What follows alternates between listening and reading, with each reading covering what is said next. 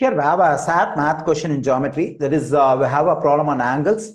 Okay, let's go with the question. There is a figure given over here. In the figure above, lines L and M are parallel and BD bisect, the line segment BD bisects angle ABC. What is the value of X?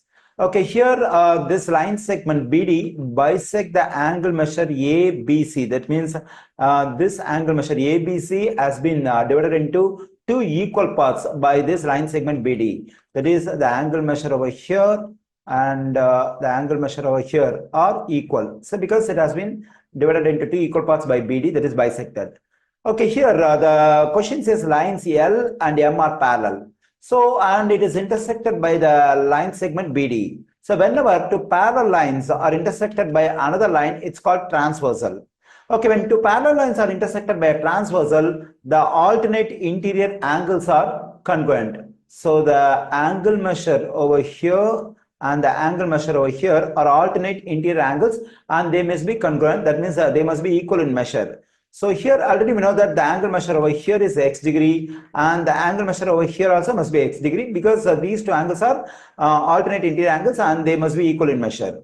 And already we know that this angle measure are equal because the angle measure ABC is bisected by the line segment BD. So the angle measure here, the angle measure here must be equal. So we know that the angle measure over here is x degree, then the angle measure over here also must be x degree.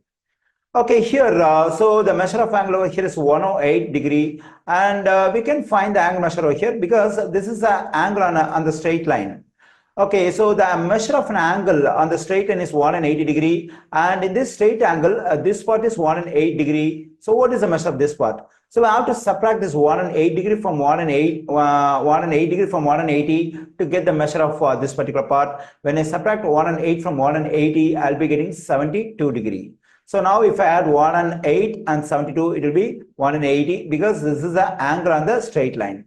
Okay, now just consider the three angle measures over here. So these are the three angles of a triangle ABD. We know that the three angles of a triangle must add up to 180 degree according to angle sum property of a triangle. So that is when I add the three interior angles of the triangle ABD, x degree and 72 degree. So these angles must add up to 180 degree. So let me do it. So x positive 72 equals to 180.